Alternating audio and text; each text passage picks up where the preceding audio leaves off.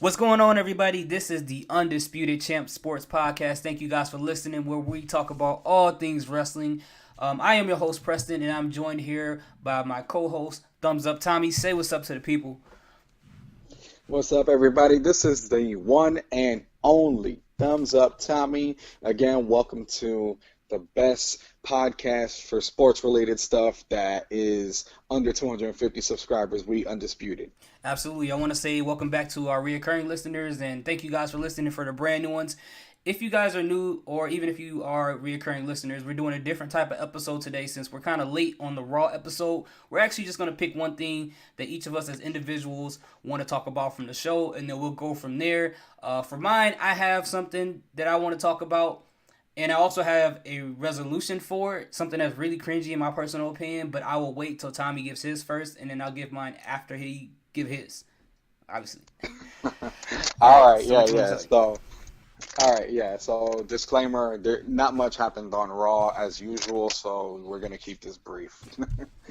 And the part of Raw that I wanted to talk about was the Intercontinental Championship match where Finn Balor not only defended the title against Bobby Lashley, but he lost the title to Bobby Lashley. Right. So, I mean, I'm not sure how many times Bobby Lashley has won that title. I really don't care. But at least in my eyes, if he's won it more than twice, cool. But in my eyes, at least as of recent memory, he's a two-time IC champion. Now, the match itself wasn't anything too crazy. You know, it was a pretty basic TV match. Yeah. Now, what kind of griped me is a couple of things. First, I don't think Finn should have lost that match. Would you agree? I mean, if he's going to get it back at Mania, I guess it don't really matter to me whether he lost it on Raw or not. I mean, yeah, that's the only way that I will accept him having lost the title, if he's just going to win it right back at Mania. Or unless he's going to SmackDown after the shakeup. That too. Yeah, Superstar shakeup. But that too. But even so, those are the only two acceptable outcomes for me. Right. As to why he lost it. Now, but even so, like, I feel like if he was, what they could have done was he could have stayed champion, gone into Mania as champion, maybe dropped the title at Mania, you know, if they really wanted him to drop it, and, you know, nobody would really bat an eye. Unless he came out as Demon Balor and dropped it, that would have been really bad. Oh yeah, that would have been really bad. Yeah, because like you shared in the chat, there's a photo of the promo thing for WrestleMania showing Demon Balor. So, you know, not to read too much into it, but that's pretty significant because I don't recall ever seeing Demon Balor on a poster like that. Yeah, for the main. Not for the main roster, anyway. Yeah, and I was showing that because I didn't understand why they would put that in the poster. I would hope that they would kind of keep that, and just show it out at WrestleMania instead of putting it in the advertisement. Yeah, like Demon Balor is not something you advertise. Like, you surprise people with that because it's a treat. And definitely, like, that was something that I didn't like. I personally felt that Finn should have kept the title. Right. And then the other thing I didn't like about this segment is, why Bobby Lashley? Why not have Lio Rush break away from Lashley permanently and go for the title himself? I don't know. I mean, part of me feels like they might be trying to prep or make Bobby Lashley look like a definitive champion for whenever time he does face Brock Lesnar. If that's even the case. If not, then I don't know. I don't know what they're doing. Maybe they don't have anyone or any fresh faces to face Finn Balor on Raw, so maybe that's just what's going on. I don't know. The answer was right there. I just said the answer. Put Lio Rush in a feud with him. Like, don't make it like that one-off that he lost, you know? Yeah, but they seem kind of finicky about putting belts on these 205 guys.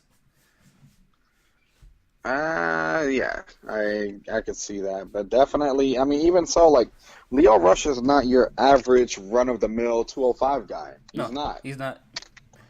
Definitely not, and like I said, I think it would be a lot more interesting if it were Balor and Rush as opposed to Balor and Lashley. It'd definitely be a better match at the very Definitely be a least. better match. And then, I mean, it's like, let's be real. Leo Rush does not need Bobby Lashley. Bobby Lashley needs Leo Rush. Yeah, that's a definite fact. I mean, Yeah, the way that WWE is booking him in this form of Bobby Lashley, whatever it is, then yeah, he definitely needs Leo Rush. yeah, he needs Leo Rush. Leo doesn't need him. But in any case, like I said, honestly, Leo should have been the one going for the title, and the only reason that I would have been okay with him not going for the title is if he would be the one that's gunning for Buddy Murphy for the Cruiserweight title at Mania, but he wasn't even in the tournament. Yeah, yeah, yeah, So it's like you got a star in Leo Rush, and you're letting him go to waste as Bobby Lashley's lackey? yeah. I mean, at least they give him something to do. I mean, I don't know what else they'll really do for him right now. It might I be mean, too soon. like like, and even so, there's not much that he's doing for Lashley because before he was straight up talking for Bobby Lashley, like, Hmm. he was basically getting the Brock Lesnar treatment. Now, Bobby Lashley, most of the time, you see him with unmentionable number three and Drew McIntyre, which Drew McIntyre can handle the talking duties. So, really, he doesn't need Rush at this point if he's going to stick around with these two. Now, if he's going to be on his own, then yeah, he definitely needs Leo Rush. But if he's going to be unmentionable number three's lackey, Hmm. then he doesn't need Leo Rush. And essentially, they're just wasting him. Yeah, and I think they're eventually going to do a face turn with Leo Rush. And anytime you do a turn, you need someone to either turn on or someone to work off of. And I think that's what Bobby Lashley is going to be for Leo Rush. If that is what they're going to go for, if not, I don't know. We don't. I don't know what's going Yeah, on. I really don't know. yeah, definitely. Yeah, a lot of question But marks yeah, here. that's pretty much everything that what's it called? Everything I had to say about that. Okay, yeah, I feel you. You know, everybody's entitled to their opinion. You got some pretty good points as to why you felt that way. Now, for Hmm. me, all right. What I didn't like about this show. First of all, I will say what I did like about the show. Was the Shield segment. What I didn't like about the show was most of the segments outside of the Shield and outside of Kurt Angle announcing that he's going to retire after his match at WrestleMania. But the one thing that I really wanted to target is a part of the Hmm. show that was so cringy, so cringy. Not the worst I've ever seen, but just so cringy. It I think was. I know what you're gonna say. You do? What is I it? think I know. I'm narrowing it down to two things. Okay. A, the Triple H thing. B, the Alexa Bliss thing. Ding ding ding ding ding. All right, you were right about the first one. It was a Triple H thing. That thing was. Oh my god. It was so crazy. Okay, so the thing is they set it up so well. They had Batista come out. He had these bodyguards in front of him. He told Triple H like basically, "Well, you think I'm an idiot? I'm not going to come out with bodyguards." And that was great. That's the part I liked. That was great. I was like, it made him look like a menacing villain from like a movie or something like that. Hmm. But as it progressed, we got into a shouting match between two men who were saying absolutely nothing. I don't know if somebody forgot their line. All I know is I just saw Batista yelling, "Give me what I want. You know what I want. I want it." Triple H's like, "You want it? I'm not giving it to you." And I'm like, what are we doing? Like, why do you have Batista right here begging Triple H? And at the end, he said, "Thank you. That's all I ever wanted." I'm like, Bro, what? yo, call me crazy, but am I the only one that thought that when they were in that shouting match, give me what I want? Yeah, no, you're not getting it. Am I the only one that thought that they sounded like an old married couple arguing about whether or not they're gonna fuck? Either that, yeah. I mean, I don't know how intense those arguments go, but I mean, if you know, then yeah, I will agree with you. But to me, it reminded me of like two kids. Like the little brother told the mom, like, "Hey, my big brother just took the toy from me, and he won't give it back." The mom brings him in the room. All right, give him his toy. The big brother gives him a whole different toy, and he's like, "That's not the toy I want. You know the toy I want. Give me the toy I want. Give me what I want." And Batista's like spitting everywhere, and Triple H's like, "I'm not gonna give you what you want." It kind of reminded me. I don't know if you saw the video with Jay Lethal and Ric Flair when they're just wooing at each other back and forth. Yeah, That's I what that have. looked like to me. I'm like, this is so ridiculous. You just made Batista Oh look my so God. stupid right now. I was like, why? We didn't need this. We didn't need this. Now, I did say that I did have a resolution for this, and I'm going to try to run through this really quick, and I don't want to be long-winded with this. This may be a good solution. It may be a bad solution, but I would rather it happen this way instead of the way it happened on the show. All they had to do was start off the way they started off. Batista comes out with bodyguards in front of him, tells Triple H, "You think I'm stupid? I'm not going to come with bodyguards? They all right here." Triple H has basically said, either you come to this ring, or I'm coming up there, running through your bodyguards, and I'm going to choke you up. Something like that. However way Triple H likes to say those things, he'll figure it out. So, Yep. Batista says, "You think I'm going to come down to that ring? I'm not. You know what? Here, I have something for you to sign, because you know what I want, but I'm going to have my lawyer give it to you." He sends a lawyer down the ramp with a contract. On the contract, it basically just says that if Triple H signs there, he gets that match with Triple H at WrestleMania, the match that he's always wanted. Triple H looks at the contract, kind of scoffs, and looks at the crowd and say, "He wants a WrestleMania match. You think I'm going to reward you for beating up an old man? You think I'm going to do that for you?" And then Batista says, "Yeah, I think so." So Triple H runs up the ramp, tries to attack Batista. His bodyguards stop him within inches of Batista. Batista walks up to Triple H and says, "You're going to sign this contract." Triple H rips up the contract. I mean, with whatever hands he has free. Obviously, he's being held back. And Batista's like, "You know what? That's very unprofessional. But you know what? Either you're going to sign the contract because I told you to, or either your loved ones are going to beg you to sign that contract. My lawyer is going to send you another contract to your room, so it's up to you. But until you sign it, week after week, I'm taking out somebody. Someone that's close to you.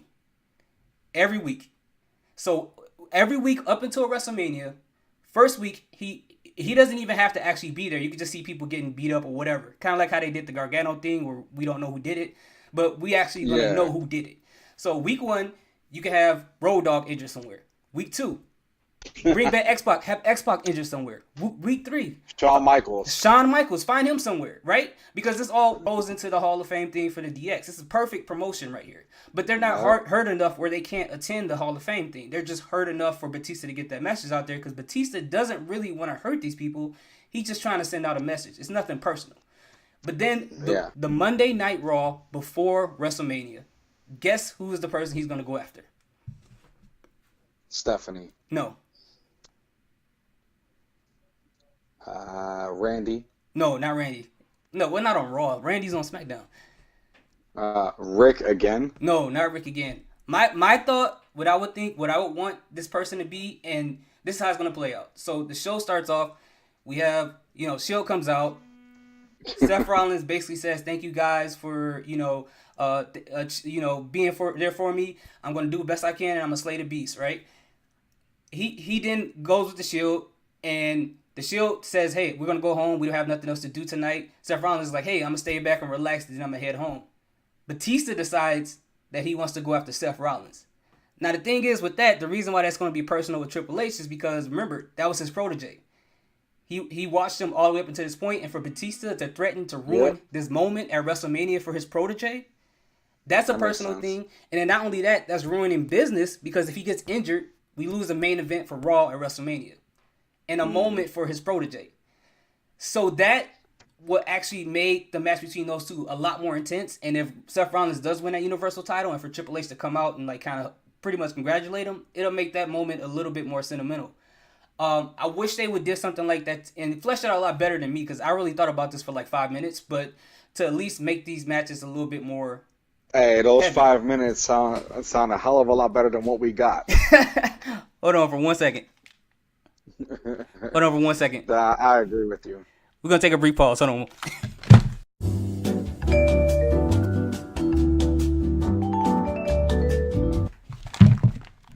All right, sorry. We're back. I'm going to put something in there to kind of clear that out. Somebody was ringing. Did you order some Illuminatis? Yeah, I did. I forgot I ordered it. But they they were knocking on, they were buzzing it, so I just buzzed them in. So they'll probably knock on the door in a few minutes. But that's what I wanted. Besides what we got, because that would have brought more weight to the no holds barred match, and it would have made the Yeah, celebration with Seth Rollins and Triple H look a lot more sentimental. So Max. what we got was, I don't know. I think Batista forgot his line because he repeated, "You know what I want? I wanted it 5 or 6 times," and it went for like Bro, three minutes. he sounded as bad as Ronda. And then you saw a big old glob of spit just hit the mic. I'm like, ugh, come on. What are Oh we my doing? God, dude, he looked like a Saint Bernard. He was going Look, crazy. like fucking Beethoven when he saw the female dog that gave him his Oh kids. yeah, I forgot about that movie with the bow in her head. Yeah, man. Yeah, Beethoven's second. Remember that shit? Yeah, he was like, you know what I want? That's not what I want. I want it. Like you give me what I want. I'm like, come on, are we doing this for real? Uh, Two grown men, dog. Jesus. All But then, right, so what were you gonna praise about Raw? oh, that was just a shield segment. Just a shield segment. Hmm. Oh, and I forgot to add in there Okay. too that the people that he beat up, uh, they try to convince Triple H like, here, sign the contract. Triple H is like, no, I'm not signing the contract. I don't negotiate with people like him, quitters or whatever. And then the Seth Rollins part is what's gonna push him over the edge. Yep, makes sense. Yeah. Hold on, brief pause again.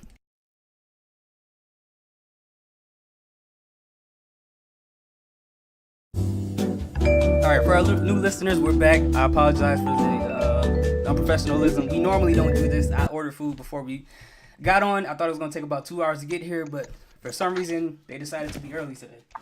Hey, as New Day would say, shame. Shame, absolutely. But that's all I can. Facts. That's all I can praise Raw for. That Ronda I segment, we mean, didn't need that. We did not need yeah, that. yeah, that's like, it's like we get the point. You're a badass. All of a sudden, that's gonna talk shit. Yeah, it's too redundant, man. It's way too redundant. Yeah, and then my heart goes out to Dana Brooke. Oh my god, hey, yo, she looked 60. She looked different now. Yeah, I don't know what the hell she's been doing, but no, it's not Drugs. working, Looked like she sweetheart. doing drugs. She was kind of shaking when she got out there. I don't know if she was nervous, but she seemed really like fragile and brittle. And then her face, her cheekbones is Hmm. exposed. So I'm like, I hope she's not on that stuff. I hope not, but yeah. So again, yeah, this is our condensed version of a review for Raw because not much happened that's noteworthy. Yeah. And so skipping on to grades, what would you grade it? I'll grade it like a C or something like that. Oh, guys, listen. By the way, before you guys hit the comment section up, he's not gonna just to say this. With my theory of Batista, what he should have did, he's okay. He's actually going to go in a room, have Triple H believe that Seth Rollins is in there, but Seth Rollins is not really in there. That's just what it is. Because people are going to be like, well, if he injures Seth Rollins, how's it going to play out? And then Seth Rollins got to have a story with Batista, and if he doesn't, it's so random.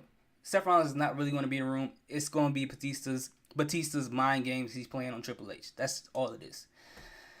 There. I just had to You get had that to out. throw that out there. Yeah, I just had to He get said that out. disclaimer. Because Disclaimer. sometimes I'll say Uh, stuff and I go back and listen to the podcast. I was like, dang, I should have said this. So let me just get that out of my system now. yeah. And by the way, yeah.